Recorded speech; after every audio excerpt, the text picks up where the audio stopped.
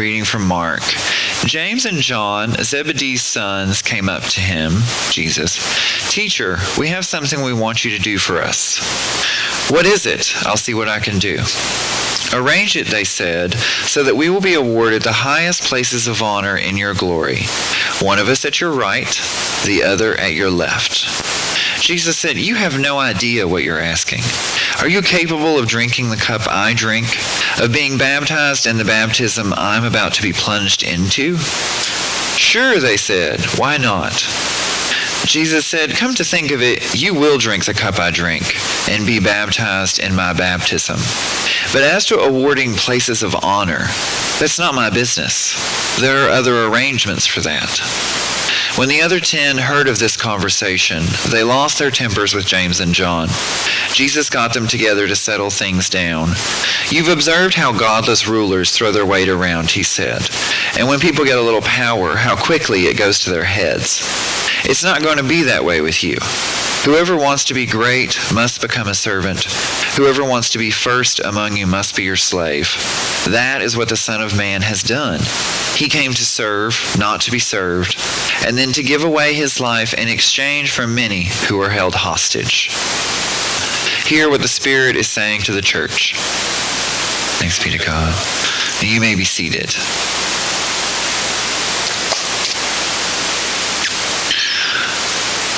Let's see. So I know many of you have read the scripture before and probably heard many a sermon on it as well.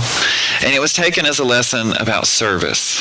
And I totally agree that there is a message here about service. But I also want you to hear my lesson today, which is a little different. So when I first read this scripture, my first thoughts were really of my own childhood. How many of you were siblings or raising siblings or have raised siblings? How many? Okay. So then many of you are going to remember that endless battle. All-out struggle for the front seat in the car. Or in my case, actually, it was a battle for the window seat in the truck. Most of my childhood, I lived in Abingdon from around second grade through my freshman year of high school. I lived with my mom, my brother, my cousin, and a stepfather. And my brother and cousin, they were the same age, which is about a year younger than me. So I was the oldest. Grandma's golden child.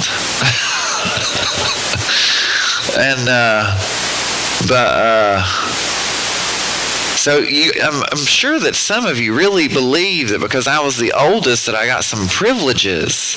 Like maybe I got to ride the front seat a lot.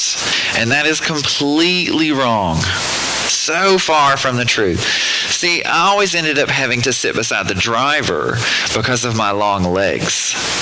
I needed to see the trucks all had gear shifts in the floor, and I had to straddle the gear shift because my brother and my cousin's legs were too short, and they got in the way, when you're changing shifts in the middle, or gears in the middle of the road. So this scripture actually makes me think of that. See, James and John are the kids racing to get their window seat, one seat of honor on the left and the other on the right.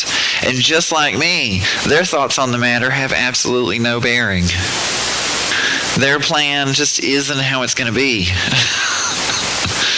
But I'm sure all of us can relate to that. A failed plan, or at least a plan that didn't quite turn out how you originally imagined it.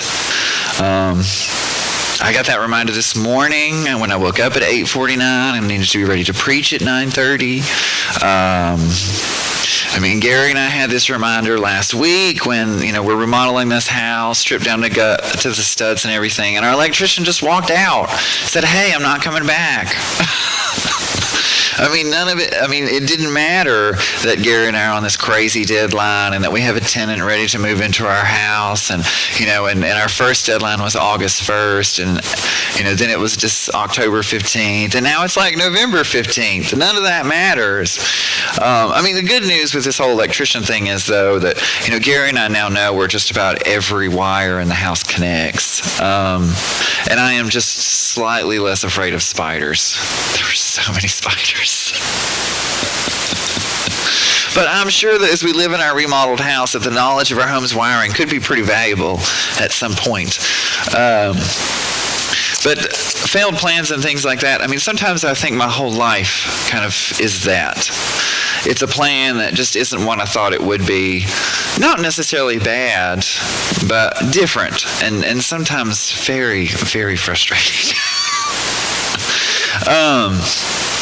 But I mean, I can tell you that my level of frustration has changed greatly since I took my yoga teacher training. You see, in yoga, a lot of times, I mean, some people think it's a lot of exercise, but there's a meditative component to it.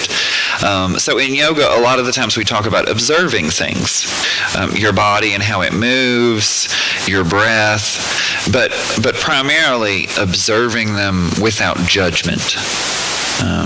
To just see what's happening, know what it is, and make a note of it. So that concept, observant without judgment, has had a huge effect on how I see failed plans, all of my continuous failed plans. So with that in mind, observant without judgment, I'm going to reread the second part of that scripture. So when the other 10 heard of this conversation between James and John and Jesus, they lost their tempers with James and John, like angry siblings. Jesus got them together, like a parent, to settle things down. You've observed how godless rulers throw their weight around, he said. And when people get a little power, how quickly it goes to their heads.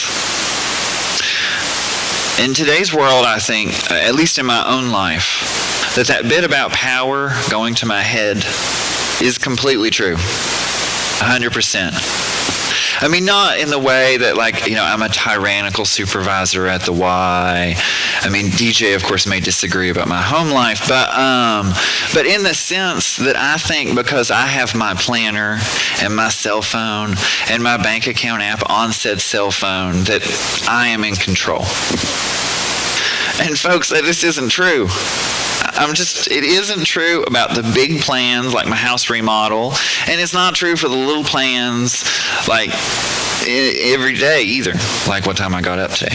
I get up every day with a plan for my day, and I am so sure that that's how it's going to be.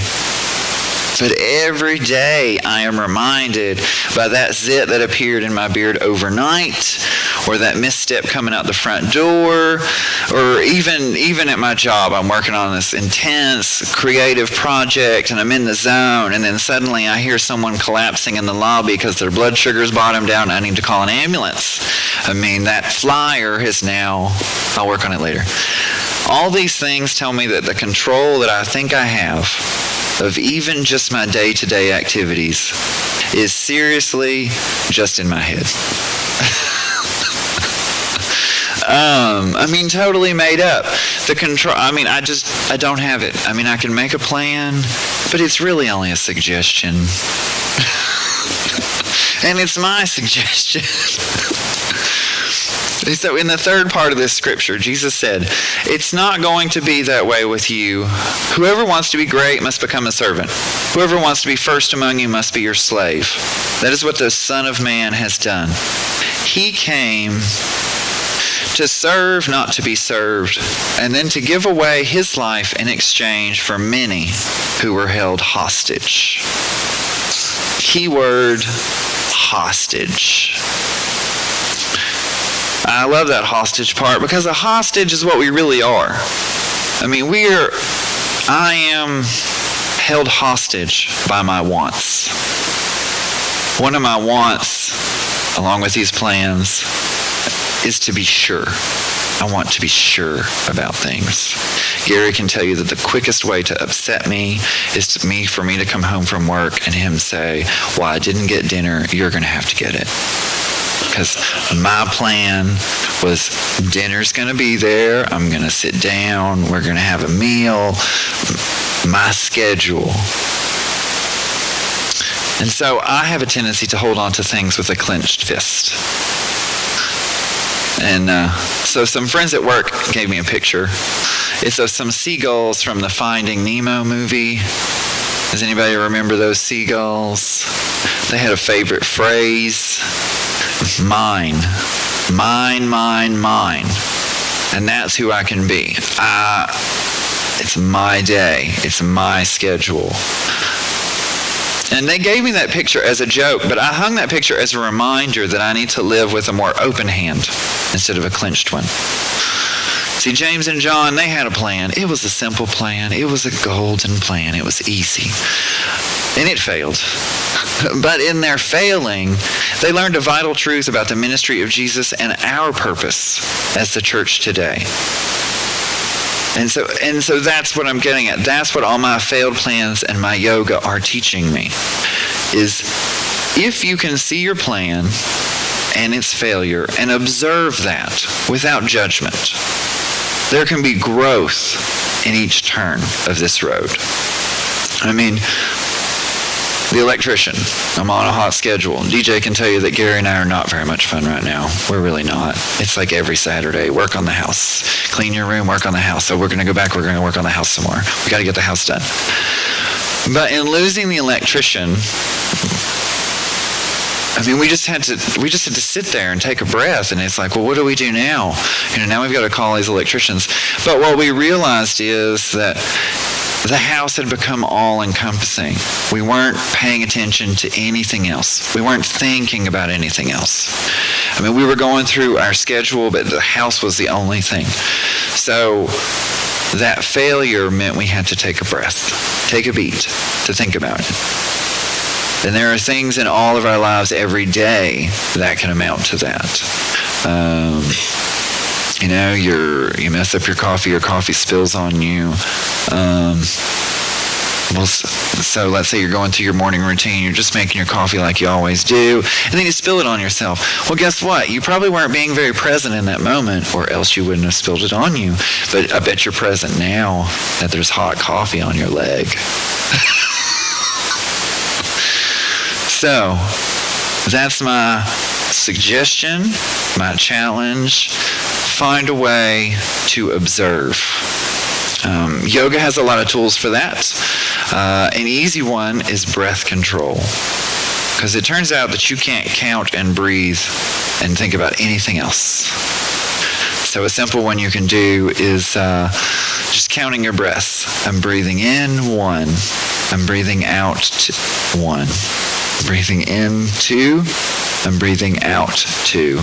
You really can't think about anything else while you're doing that. It's very, very hard. But the thing is when you're doing that, you should be sure that you don't, again, no judgment. If you lose count, just start over. I mean, it's not hard.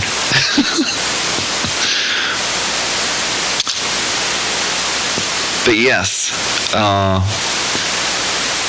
there is learning to be found in the failed plans. You just have to look for it. Amen. If you will, please stand as you are able for our responsive hymn.